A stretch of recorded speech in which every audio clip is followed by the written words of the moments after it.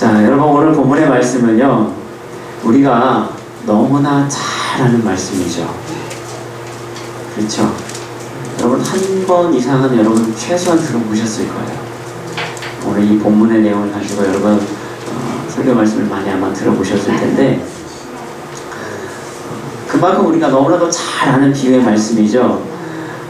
전통적으로 그래서 오늘 이 본문의 말씀을 우리가 어떻게 해석을 하고 있냐면, 첫 번째는요, 밭의 입장에서 우리가 오늘 본문의 말씀을 보통은 해석을 하죠. 혹은 조금 이제 거기에 대해서 좀 새로운 해석을 하시는 분들은 또 어떻게 해석을 하냐면, 씨 뿌리는 자의 입장에서 오늘 본문의 말씀을 또 해석을 합니다. 그러니까 일반적으로 오늘 본문에 나와 있는 이 땅에 대한 이야기, 밭에 대한 이야기를 하고 있는데요, 네 가지 지금 형태의 밭에 대한 이야기를 하고 있죠. 이 네 가지 밭을 뭐라고 얘기해요? 우리의 마음이다 라고 이렇게 얘기를 하죠. 그래서 우리의 마음이 이 네 가지 형태 가운데 있는데, 그것이 그러니까 우리의 믿음의 상태 혹은 우리의 마음의 상태를 나타내는 것이다. 그래서 예를 들어서 여러분 이 재물이나 이 염려에 대한 것들, 거기에 대한 비유를 오늘 뭐라고 말씀하세요? 이 가시덤불, 그렇죠? 이 밭에 대한 비유를 하잖아요. 그래서 보통 우리가 전통적으로는 뭐라고 얘기해요? 그래서 그 밭을 다 어떻게 해야 돼요? 갈아엎어야 되는 거죠. 그렇죠? 밭의 비유를 여러분 보면 우리가 그렇게 우리를 대입해서 볼 수 있다는 거예요. 그게 전통적인 해석 가운데 하나죠. 자, 그러면 다른 해석이 뭐냐? 씨 뿌리는 자를 여러분 중심으로 오늘 본문의 관점은 뭐냐? 이렇게 이야기하시는 분들도 있어요. 뭐예요? 씨 뿌리는 자가 중요한 거다라는 거예요. 씨 뿌리는 자. 무슨 말이냐면, 여러분 말씀을 뿌리는데요, 말씀을 뿌리는데 어떤 것들을 지금 보고 있는 거예요. 씨 뿌리는 자 입장에서 보면 이 밭은 어떤 밭이에요? 네 종류의 밭이 있다라는 거예요. 그래서 다 뿌리는데, 뿌리다 보면 이 밭에서 떨어지고 저 밭에서 떨어지고 떨어지지만, 그런데 열매 맺는 밭은 요 밭이다. 그렇죠. 요걸 보여주는 것이다 라고 봅니다. 그러니까 여러분 우리가 이렇게 지금 다 앉아 계시지만, 오늘 열심히 말씀의 씨앗을 여러분 뿌리고 있지만, 이 말씀이 땅에 잘 정착해서 뿌리 내리고 싹이 나는 사람도 있지만, 그렇죠? 그러나 모든 사람이 다 열매를 맺는 건 아닐 수 있다. 이렇게 볼 수도 있다는 거예요. 자, 그래서 밭의 입장에서 봤을 때는 우리는 다 어떤 밭이 돼야 돼요? 좋은 밭이 돼야 돼요. 그렇죠? 좋은 땅이 돼야 돼요. 그렇죠? 그렇게 배웠어요. 그리고 씨를 뿌리는 사람의 입장에서 보면 좋은 밭에다 씨를 뿌려야 되잖아요. 그러니까 이왕이면. 그러니까 뭐 해야 돼요? 선택과 집중을 잘해야 돼요. 아무나 여러분 그냥 씨를 뿌린다고 될 일이 아니고 뭐예요?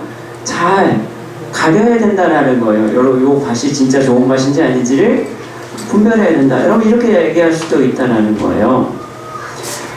그런데 오늘 마태가 우리에게 들려주는 이 지금 비유에 대한 이 말씀이 과연 그것이 본래 뜻일까?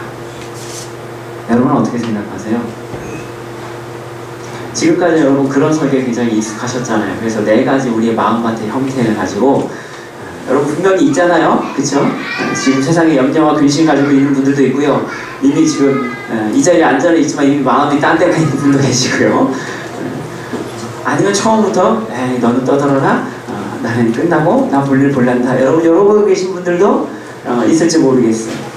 우리가 이렇게 비유할 수도 있다는 거예요. 자, 그런데 오늘 이 비유의 본래 의미가 바로 그걸까? 여러분 어떻게 생각하세요?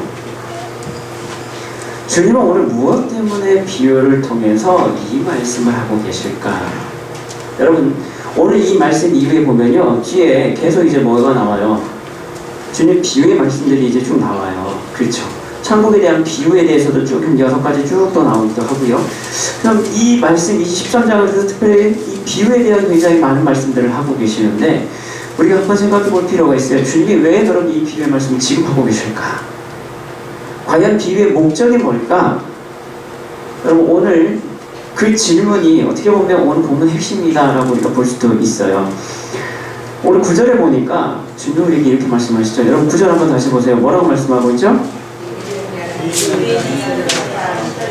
다시 한번 읽어볼까요? 시작. 귀 있는 자는 들으라 하시니라. 귀 있는 자는 들으라 하시니라. 여러분 귀가 다 있으시잖아요. 그렇죠? 뭘 들어야 돼요?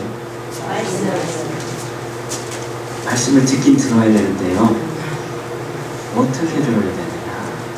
왜 주님은 귀 있는 자는 들으라 라고 오늘 이 말씀을 왜 하실까?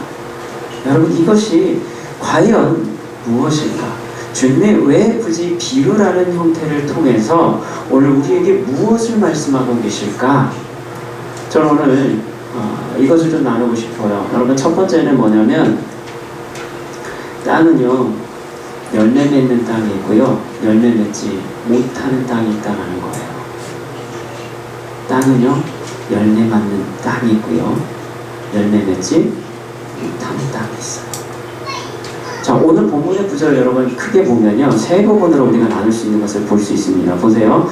먼저 오늘 13장 1절 그러니까 3절부터죠. 정확히는 3절에서 여러분 9절까지의 말씀은요 우리가 잘 아는 이 씨 뿌리는 자의 비유의 본래 내용을 지금 말씀하고 있어요. 그렇죠? 네. 비유의 내용을 지금 설명하고 계시는 거예요. 3절에서 9절까지는. 그리고 10절에서 17절까지는요 주님께서 이것을 비유를 하시는 이유가 뭔지를 지금 말씀하고 계세요. 왜 이 비유의 말씀을 하시는지를 지금 말씀하고 계시고요. 마지막으로 오늘 18절에서요 23절은 뭐냐면 그 비유를 이제 풀이해 주시는 거예요. 그러니까 설명하시는 장면이에요.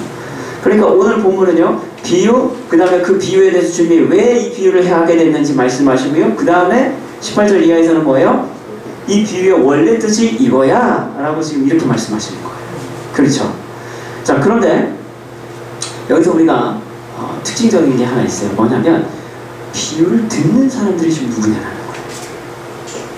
비유를 듣는 사람이 누구죠? 13장 보세요. 2절에 보면 뭐라고 돼 있어요? 큰 무리가 그에게로 모여 들거늘. 누가요? 큰 무리가. 자, 그러니까 비유의 이유와 설명을 듣는 건 누구냐? 제자들이. 여러분 구별 잘 하셔야 돼요. 지금 이 비유를 듣는 건 누구냐면요 이 무리들이에요. 그렇죠? 큰 무리가 모였습니다. 그래서 주님의 말씀을 선포하실 때 어떤 말씀을 선포하시냐면 비유를 말씀하세요.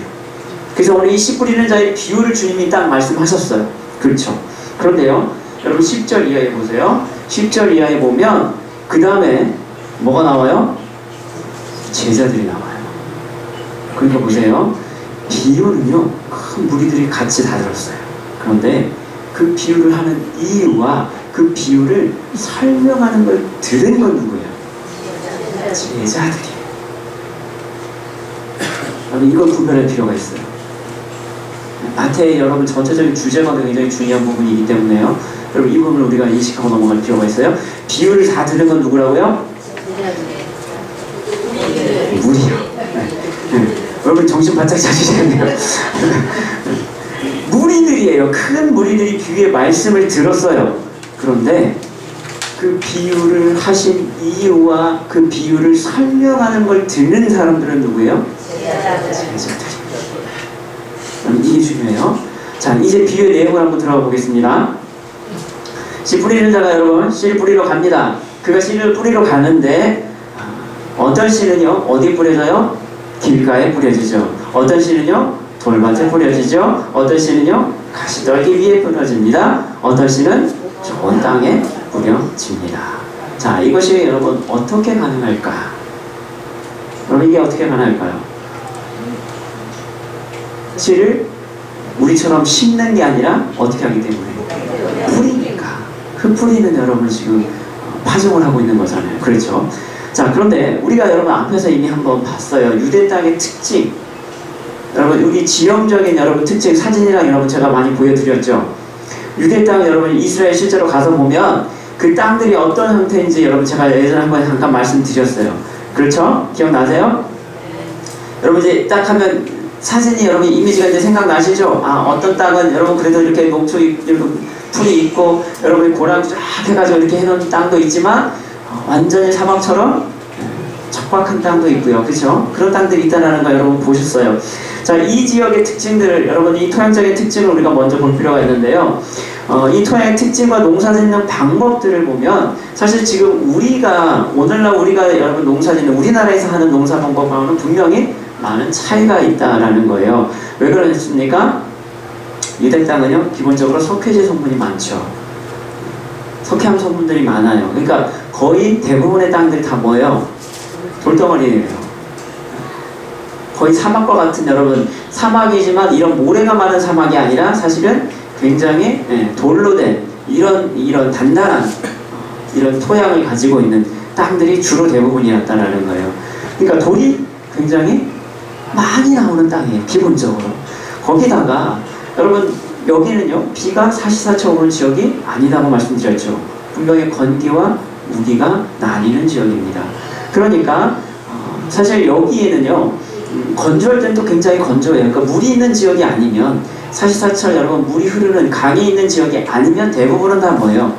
흙이 말랐다가 완전히 습지처럼 잠겼다가 뭐 이렇게 완전히 반복되는 그런 땅들이 주로 많다는 거예요. 거기다가 굉장히 건조한 기후가 여러분 이런 지역이다 보니까 주로 식물들이 또 어떤 식물들이 많냐면 이런 가시떨기나 여러분 이제 이 덩굴 같은 식물들 아니면 엉겅퀴처럼 그러니까 생존력이 굉장히 강한 식물들이 주로 많이 살 수밖에 없다는 거예요. 그래서 여러분 이 지역에 있는 토양의 기본적인 특징은 뭐냐? 뭐가 많아요? 돌이 많아요. 그리고 우리가 흔히 잡초라고 얘기하는 거 굉장히 여러분 농사 지을 때 방해가 되는 이런 가시덤불 같은 생존력이 강한 애들. 그래서 아무리 잘라도 금방 얘네들도 살아난다는 거예요. 그래서 굉장히 농사 짓기가 쉽지 않은 땅. 그렇죠. 더군다나 예수님 당시에는 또 어떤 일이 있었느냐? 여러분 이때는요 길하고 바다고요 구분이 모호했다라는 거예요. 그래서 우리가 앞에서 봤지만 안식일날 제자들이 배고파서 어떻게 해요?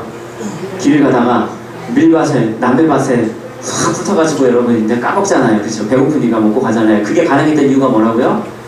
길하고 밭이 경계가 구분이 없어요. 그냥 사람들이 밭을 가운데 그냥 가로질러서 다니기 시작하면 그게 뭐예요? 그냥 그게 길이 돼버리는 거예요. 그러니까 밭하고 길이 지금처럼 여러분과 구역이 나눠진 것이 아니기 때문에 씨를 뿌리다 보면 밭에다 뿌리다 보면 어디까지 가는 거예요? 길까지 뿌려지는 거예요. 그러니까 이런 배경에서 지금 씨를 뿌리다가 보면 여기도 떨어지고 저기도 떨어지고 거기다 돌짝발이 될 수밖에 없고요. 가시덤불이 항상 밭 가운데서 언제든지 날 수 있기 때문에 그런 환경 가운데 여러분이 있었다라는 거예요. 이런 특징을 지금 주님께서 비유를 지금 말씀하고 계시는 거죠. 자, 그런데 재미있는 것은 뭐냐? 이스라엘 땅에 이렇게 농사짓기 참 나쁜 조건들이 많잖아요. 그렇죠? 그런데 반면에 또 상대적으로 보면 굉장히 또 비옥한 땅이었다는 거예요. 여러분 우리가 지도를 보면 알겠지만 이 갈릴리 지역 같은 경우는 특별히 뭐예요? 물이 많은 지역들이 주로 있었어요. 그러니까 이쪽은 농사짓는 땅들도 많이 있었거든요. 그러니까 굉장히 어떻게 보면 농사를 하기 위해서는 참 손이 많이 갈 수밖에 없죠. 농부의 손이 많이 갈 수밖에 없어요. 그렇지만 상대적으로 또한 비옥한 땅들이었다라는 거예요. 그래서 오늘 이런 다양한 형태의 지금 땅들이 동시에 존재할 수 있었고 그곳에 지금 누가 씨 뿌리는 자가 농부가 지금 씨를 뿌리는 장면을 주님께서 지금 이야기하고 계시는 거죠. 그렇기 때문에 농부의 수고가 여러분 굉장히 중요한 거예요. 돌을 다 걸러내야 되고요. 온갖 잡초들을 다 뽑아내고요. 수시로 여러분 잘라내면서 그렇게 해야지 여러분 풍성한 열매를 거둘 수 있는 땅. 그 땅이 어떤 땅이에요? 그게 좋은 땅인 거예요. 여러분 그 이야기를 지금 하고 있어요. 자, 그러면서 오늘 본문에는요. 길가, 그리고 돌밭, 그다음에 가시떨기, 좋은 땅, 네 종류의 땅에서 주님 말씀합니다. 여러분 우리가 이 땅을 전통적으로 해석을 해보면 우리가 성경의 인물들을 통해서요 이 땅을 네 가지 여러분 비유를 우리가 해볼 수가 있어요. 여러분 혹시 길가 그러면은 누구하고 여러분 빗대 볼 수 있을까요? 길가 대표적인 여러분 신학의 인물 가운데 하나 누가 있을까요? 그럼 바리새인들을 우리가 들 수 있겠죠. 길가에 있는 사람들, 그죠? 길가와 같은 심령을 가진 사람들. 그냥 씨 뿌려지자마자 뭐예요? 뿌리도 안 내리고 그냥 다 뺏겨버리는. 그렇죠. 바리새인이라고 우리가 비유할 수 있을 거예요. 그러면 돌밭은요? 누굴까요? 돌밭이 누굴까 한번 생각해 봤는데요. 저는 한번 이렇게 생각해 볼 수 있을 것 같아요. 누구냐면 가룟 유다가 아닐까. 뭐예요? 처음에는요, 주님 잘 따라다니잖아요. 그죠? 근데 환란이 오고 어려움이 닥치니까 어떻게 해요? 금방 그냥 배신해버리잖아요. 그 있는 것, 여러분 믿음 금방 사라져버리잖아요. 그죠? 이렇게 볼 수 있을 것 같아요. 그럼 가시떨기 떨어진 이 밭의 상태는 누구를 비유할 수 있을까요? 세상 염려와 여러분 근심 가운데, 여러분 재물의 유혹 가운데 여러분 넘어지는 사람. 성경에 여러분 또 하나 있잖아요. 누가 있어요? 그렇죠. 부자 청년 이야기를 우리가 한번 생각해 볼 수 있겠죠. 자, 그러면 좋은 밭은요? 누굴까요? 물론 제자들이다 라고 우리가 이렇게 생각해 볼 수 있을 거예요. 그렇죠? 자, 보세요.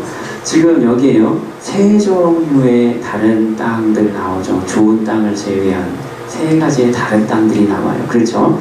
그런데요, 결론은 같아요. 잘 보세요. 결론이 같아요. 뭐예요? 열매를 온전히 맺지 못하는 땅들. 이 세 가지 땅들. 그렇죠? 네 가지 땅 중에요, 세 가지 땅은요, 결실하지 못하는 땅이라는 거예요. 오직 좋은 땅에 떨어진 씨만이 풍성한 열매를 맺게 된다는 거예요. 여러분, 여기서 우리는요, 마태가 지금까지 우리에게 드러내고 있는 굉장히 중요한 주제를 여러분 하나 발견하게 되는데요. 다시 한번 여러분 생각해 볼 필요가 있어요.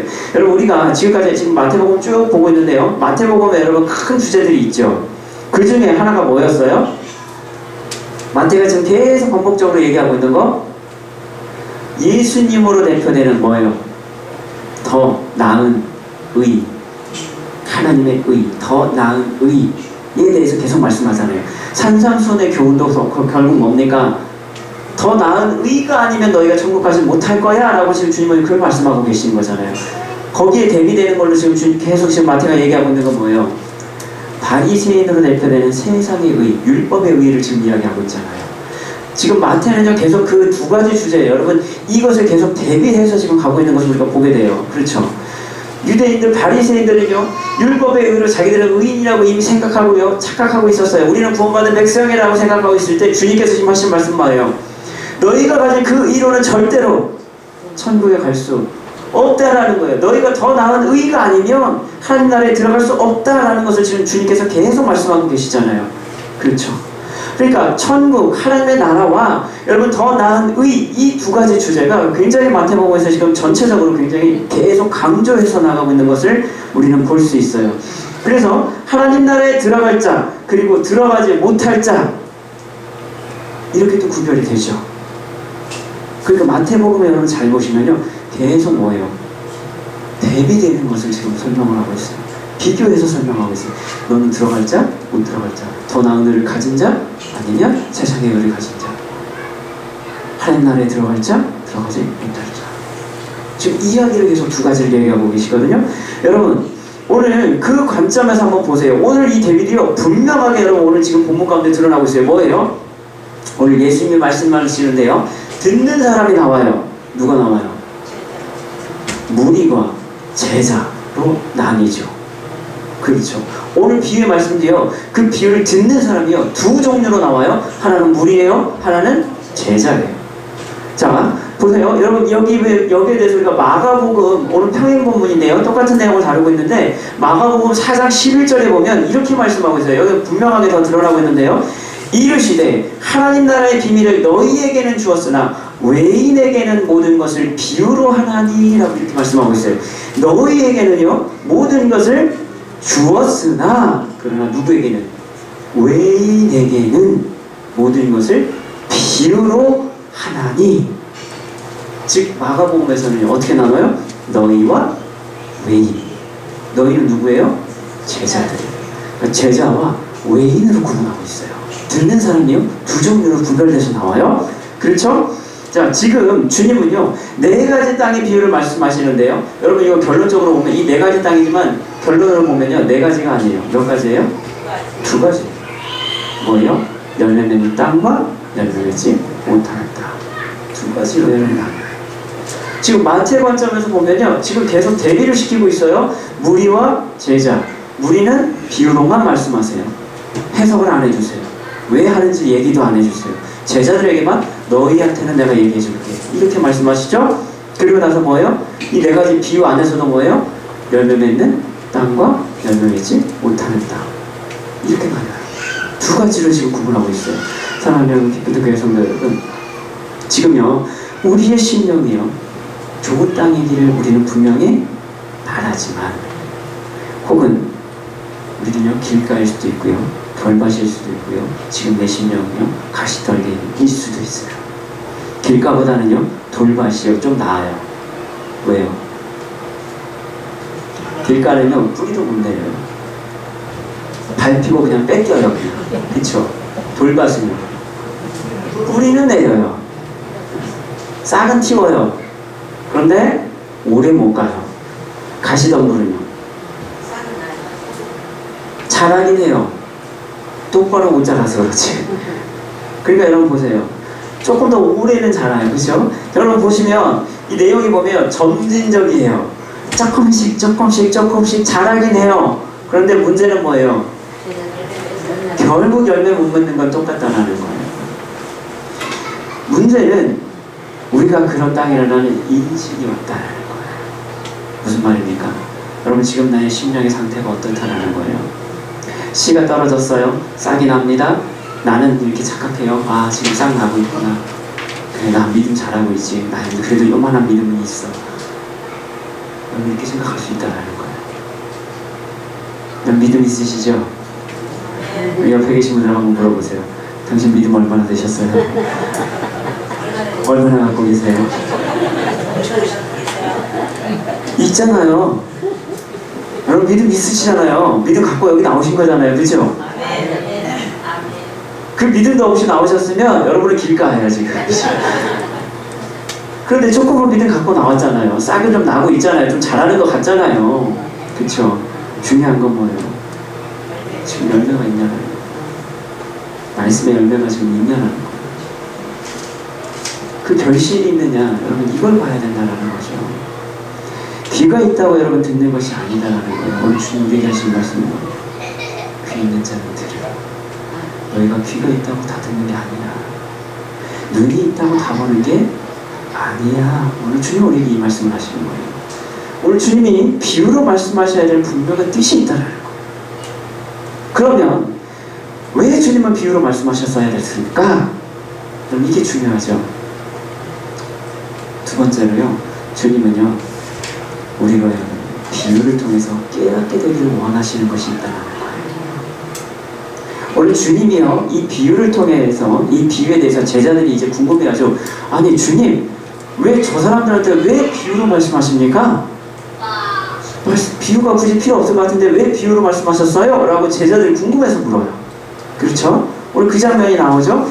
여러분 오늘 내용을 다시 보시면 이 10절 이하의 말씀을 이제 주님께서 이 비유의 이유를 말씀하시는 거예요. 내가 왜 비유를 얘기할 수밖에 없었는지 그 이유를 지금 말씀하시는데 제자들이 궁금해하는 거예요. 주님 왜 굳이 비유로 말씀하셨어요? 그냥 말씀하셔도 되지 않았어요? 라고 했을 때 주님께서 지금 뭐라고 말씀하시는 거예요?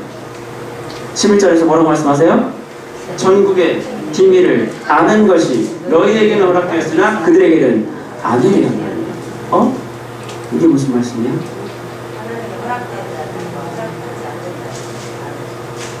그렇죠. 너희에게 허락됐는데 저들에게 허락 안 됐어. 이렇게 말씀하세요. 그럼 13절에 보세요. 또 뭐라고 말씀하세요? 그러므로 내가 그들에게 비유로 말하는 것은 그들이 보아도 보지 못하며 들어도 듣지 못하며 깨닫지 못함이니라. 이게 무슨 말씀이죠? 깨닫지 못함으로. 그럼 마가복음 4장 12절에서는요 이렇게 표현하고 있어요. 앞부분은 비슷한데요. 뒤에 이렇게 돼 있어요. 돌이켜 죄사함을 얻지 못하게 하려 함이라. 이건 무슨 말이에요? 그러니까 주님이 그들에게 비유로 말씀하신 이유가 뭐라고요? 깨닫지 못하게 하고 죄사함 받지 못하게 하려고 했다고? 여러분 근데 생각해보세요. 이게 맞아요? 그럼 사랑의 주님 어떻게 된 거예요? 그럼 뭐 하려고 그 얘기 하신 거야? 이상하잖아요. 그렇죠? 의도가 뭘까요? 그러니까 지금 오늘 이 본문을 여러분 우리가 문자적으로 받아들이면요 이럴 수 있다라는 거예요. 이 비유로 말씀하신 이유가 뭐냐면 마치 그들의 천국의 비밀을 알지 못하게 해서 그들로 하여금 회개하지 못하게 하려고 주님 비유로 말씀하셨다. 여러분 이렇게 들릴 수 있다는 거예요. 근데 맞나요? 그러면 굳이 얘기 안 하시면 되잖아요. 그죠? 비유를 아예 말씀을 안 하셨으면 됐는데 굳이 어렵게 비유로 말씀하셔가지고 이렇게 해놓고 깨닫지 못하게 하려 합니다. 이렇게 말씀하시면 이게 무슨 뜻이죠? 오해할 수 있다는 거예요. 그렇죠? 그들이 망하기를 바라는 것이 하나님의 뜻인가요? 절대로 그렇지 않다는 거죠. 그러면 분명한 다른 의도가 있으시겠죠. 왜 이걸 이렇게 말씀하셨습니까? 여러분 장재현 목사님은요 이렇게 설명합니다. 히브리인들의 비유란 짧고 간결한 이야기 속에 화자가 의도를 담아 장식하고 꾸며낸 이야기로 50%의 사실과 50%의 허구로 구성되며 일반적으로 한 가지나 두 가지 정도만의 초점을 가지고 주로 영적인 메시지를 전달할 의도를 갖고 이야기 형태로 만들어 사용한다라는 거예요. 그러니까 이 비유를 사용한 건요 굉장히 오래됐어요. 구약에서부터 여러분 이 비유를 쓰긴 했는데 그만큼 오래된 거예요. 근데 비유의 목적이 뭐다? 특히 유대인들 같은 경우에도 비유를 하는 목적이 뭐예요? 영적 메시지를 전달하기 위해서 한 가지나 두 가지 주제, 분명한 주제를 드러내기 위해서 한다는 거예요. 그 이야기를 한다는 거예요. 비유의 여러분 사전적 정의도 한번 볼까요? 비유가요 사전적 정의로 이렇게 돼 있어요. 어떤 사물이나 현상을 그와 비슷한 다른 사물과 현상에 빗대어 표현함. 여러분 이렇게 얘기하고 있다는 거예요. 그러니까 여러분 비유의 본래 목적은 그러면 뭐예요? 비유하는 이유가 뭐예요? 어렵게 설명하기 위해서요? 복잡하게 설명하기 위해서요? 아니다라는 거예요. 뭐예요? 무엇을 숨기기보다는 오히려 뭡니까? 그것을 드러내서 쉽게 가르칠 목적으로 비유를 한다는 거예요. 그렇죠? 비유는요 어려울 때 여러분 쉽게 말로 바꿔서 하기 위해서 비유를 하는 거지 쉬운 걸 어렵게 얘기하려고 여러분 비유를 하는 것이 아니다라는 거예요. 그러니까 다시 말하면 예수님은요 사람들이 이해할 수 있는 이야기를 통해서 오늘 그들이 깨닫게 되는 게 뭐예요? 하나님과 그의 나라에 초점을 맞추시기를 원하고 있다는 것을 우리가 알 수 있다는 거예요. 자 그렇게 보면 그러면 오늘 예수님께서 말씀하시는 비유들은 하나님 나라의 미스터리들, 그러니까 미스테리. 여러분 시크릿이 아니라 미스테리예요. 시크릿과 미스테리에 좀 차이가 있죠. 시크릿은 뭐예요? 감춰야 될 비밀인 거예요. 그렇죠? 미스테리는요 알 수 없는 거예요. 긴가민가. 그렇죠? 그걸 이야기하는 거예요. 그러니까 하나님의 나라는요 시크릿이 아니라는 거예요. 뭐예요? 미스테리라는 거예요.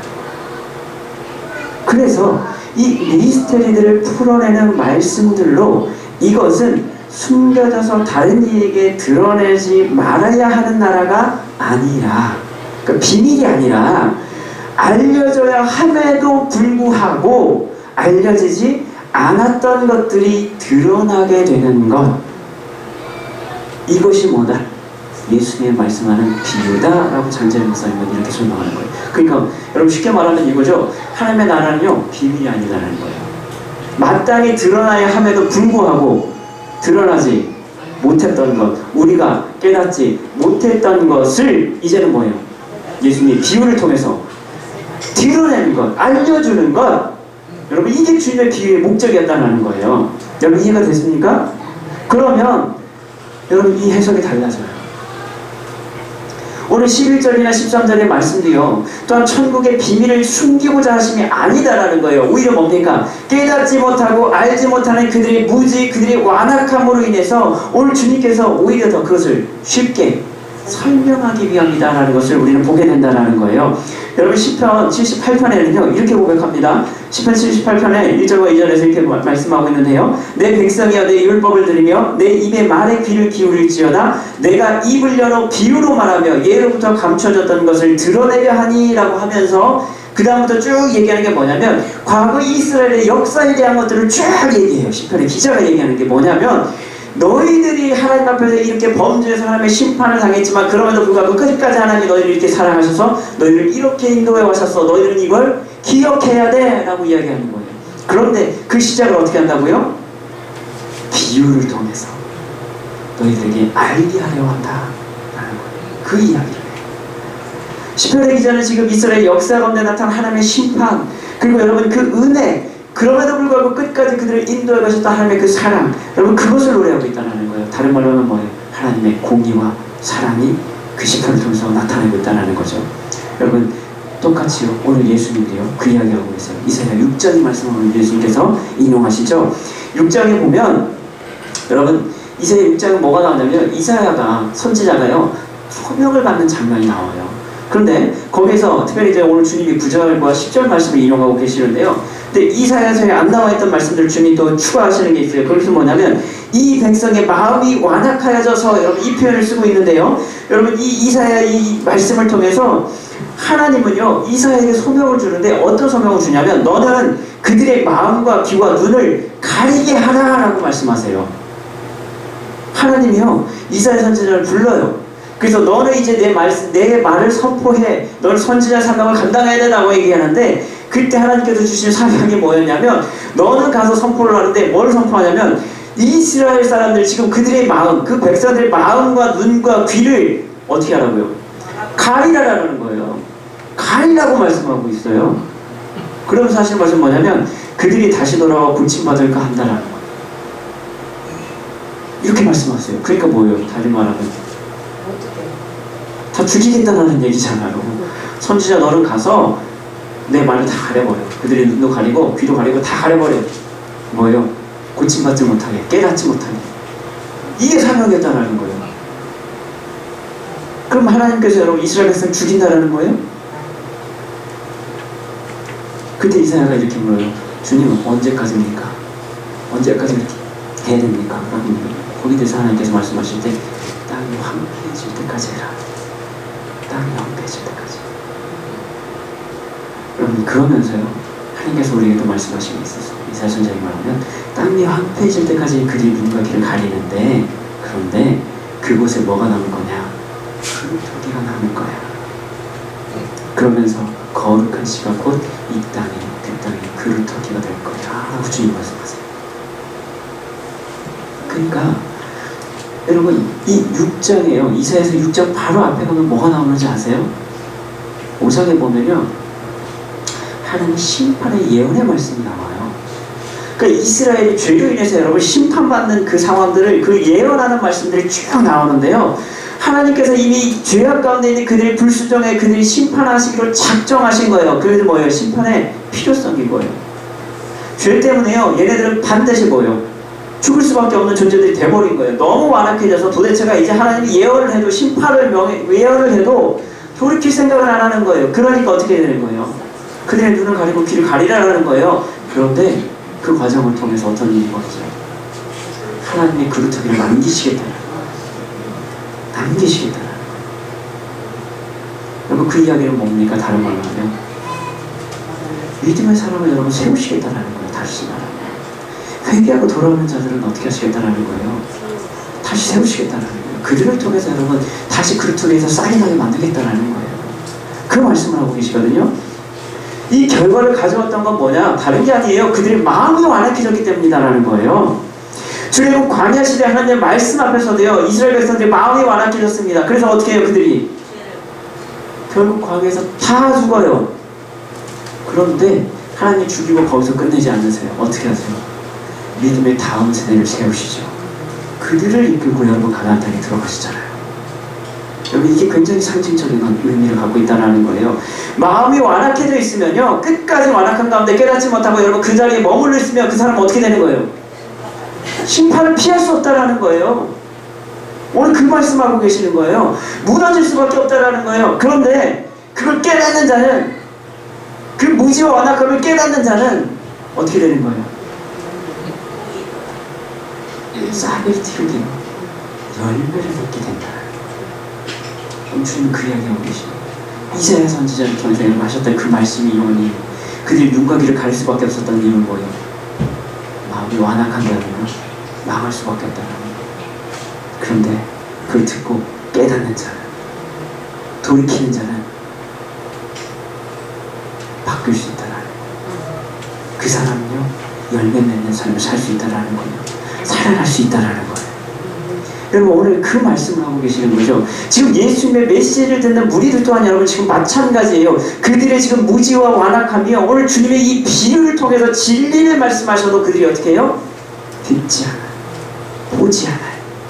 그들이 철저하게, 그래서 어떤 사람들이 외인이 될 수밖에 없다는 거예요. 그들에게 남겨진 건 결국 뭐예요? 그래서 심판이라는 거예요. 여러분 우리가 앞에서 지난주에 배웠잖아요. 가족에 대해서 배웠잖아요. 그렇죠? 여기서도 두 가지 가족을 지금 마태가 얘기하고 있잖아요. 한 가족은 뭐예요? 전통적인 여러분 혈액을 여러분 혈통으로 이어진 가족. 쉽게 말하면 유대인들 자기들이 지금 율법을 가지고 여러분 생각하는, 여러분 유대 공동체 안에 들어가는 그 가족이라면, 전통적 개념의 가족이었다면 오늘 주님은요 새로운 가족을 이야기하잖아요. 누가 내 가족이냐? 누가 내 형제냐? 누가 내 자매냐? 그러면서 뭐예요? 제자들에게 이들이 바로 내 자매고 형제고 내 입니다. 이 말씀을 하셨잖아요. 그렇죠. 전통적인 이미지 여러분 가족의 형태와 새로운 공동체로서의 가족을 지금 주님이 이야기해서 두 가지를 지금 대조해서 얘기를 했죠. 오늘도 똑같죠. 뭐예요? 무리와 제자, 너희와 외인. 나와 함께 있으면 뭐예요? 넌 내 가족이고, 그렇죠. 내 식구야. 나와 함께 하지 않으면 너희는 외인이야. 나 아니야. 밖에 사람이야. 여러분 지금 이 말씀을 똑같이 하고 있는 거예요. 여러분 지금 그 말씀을 하시는 거죠. 그들에게 남겨져 있는 건 뭐예요? 심판이다. 그걸 피할 수 없다. 그렇기 때문에 오늘 주님께서 9절에서 왜 이 말씀을 하실까? 귀 있는 자는 들으라. 여러분 이 말씀은 결국 뭡니까? 우리를 깨닫게 하시라는 주님의 간절한 외침이었다라는 거예요. 여러분 히브리적 표현을 바꾸면요, 듣고 이해할 수 있는 자들은 들으라 라는 의미가 될 수 있다라는 거예요. 이 말의 뜻이 다른 말로 하면 뭐냐면, 여러분 히브리적인 관점에서 보면요, 그들은요 귀하고요 입이요 연결되어 있는 거예요. 이 분리되어 있는 게 아니에요. 같은 거예요. 귀로 들었으면 뭐가 돼야 되는 거예요? 말로 나와야 된다는 거예요. 이게 같이 연결되어 있는 거예요. 귀는요 듣는 거잖아요. 그쵸? 감각기관이에요. 말은요 하는 거예요. 행하는 거예요. 들으면 실행하는 기관이에요. 말은, 입은. 그러니까 들었으면 뭐 해야 되는 거예요? 입으로 고백이 돼야 된다는 거예요. 나타나야 된다는 거예요. 무엇인가 들은 것은 반드시 입으로 고백돼서 나올 때 그것이 완전히 그 사람이 이해했다라고 얘기할 수 있다는 거예요. 즉 오늘 주님의 말씀을 우리가 앞의 내용으로 다시 해석해보면, 듣고 네가 깨달았으면 어떻게 하라는 거예요? 이제 하나님 나라에 대해서 뭐가 있어야 되는 거예요? 고백이 있어야 된다는 거예요. 우리는 이 표현을 이렇게 바꿔볼 수 있죠. 주님 앞에서 했던 말씀대로 보면, 그러니까 바로 이거예요. 회개하라. 천국이 가까워. 들었으면 뭐 하라는 거예요? 회개해야 된다. 돌이켜야 된다. 오늘 지금 이 말씀 하시는 거예요. 주님은 알아듣지도 못하는 이들에게 그래서 비유를 통해서 지금 말씀하시는 거예요. 왜요? 모든 사람이 오늘 하나님의 나라의 이야기를 알아듣기를 원하시는 것이 주님의 마음이다라는 거예요. 귀 있는 자는 들으라. 귀 있는 자는 들으라. 제발 좀 내 말 좀 알아들어. 제발 좀 내 말 좀 깨달아 좀. 이걸 말씀하고 계세요. 디모데전서 2장 4절에 이렇게 말씀하잖아요. 하나님 모든 사람이 구원을 받으며 진리를 아는 데 이르기를 원하시느니라. 이게 하나님의 마음이다. 제발 내 말 좀 듣고 좀 깨달아. 빨리 좀 뭐예요? 돌이켜줘. 여러분 이 말씀하시죠. 심판이 임박한 그들에게 깨닫고 하나님께 돌아오기를 원하는 것이 여러분 주님의 사랑이라는 거예요. 오늘 주님과 새로운 가족이 되지 못한 자들 향한 주님의 안타까운 외침이며 초청이다라는 거예요. 귀 있는 자는 들으라. 왜 아직도 깨닫지 못하느냐? 반면 이미 주님과 한 가족이 된 자들, 내부인들은, 그래서 주님이 뭐라고 말씀하세요? 너희는 복이 있다. 나와 이미 함께한 너희는 복이 있다. 많은 선지자들과 의인들이 보고자 듣고자 했던 그들이 그렇게 했지만 그들도 결국 그것을 경험하지 못했지만 이미 너희는 뭐 했다는 거예요? 너희는 이미 눈으로 보고 귀로 이미 들었다. 그게 너희에게는 복이야 라고 말씀합니다. 여러분 그렇습니다. 우리는요 이미 볼 것을 보고요 들을 것을 들을 여러분 복을 누리는 자들인 줄로 믿습니다. 전국의 비밀 복음에 놀라운 여러분 이 은혜를 경험한 자들인 줄로 믿습니다. 그런데 여전히 여러분 우리 안에 완악한 것 여러분 눈과 귀를 여러분 그것들이 막고 있지는 않습니까? 우리의 무지가 여전히 이 은혜를 여러분 맛보지 못하게 여러분 하고 있지는 않습니까? 여전히 내 마음과 심령이 여러분 지금 이 말씀의 귀한 열매들이 맺지 못하는 버려진 땅으로 여러분 그렇게 지금 여전히 방치하고 있지는 않습니까? 오늘 농부의 손길로 인해서 경작되어지는 그 고통을 우리는 두려워하고 있지 않습니까? 많은 우리들이요 두려워 있어요. 왜요? 고침받을까봐 두려워했다라는 거예요. 고침받으려면 어떻게 해요? 지금 내가 누리고 있는 거, 내가 즐기고 있는 거, 내가 생각하고 있는 거 다 버려야 되거든요. 고침받으려면 내가 아프다는 걸 깨달아야 되는데 그게 싫거든요. 그게 버려질까 뭐예요? 두려워한 거예요. 여전히 돌과 가시 덤불 놓여있는 그 상태에 머물고 있지는 않습니까? 여러분 주님은 우리가 돌아오기를 원하고 계시죠. 우리가 좋은 땅이 되기를 주님은 원하고 계신다. 그래서 마지막으로 세 번째요. 우리는요 결실을 맺는 좋은 땅으로 만들어져 가야 될 줄로 믿습니다.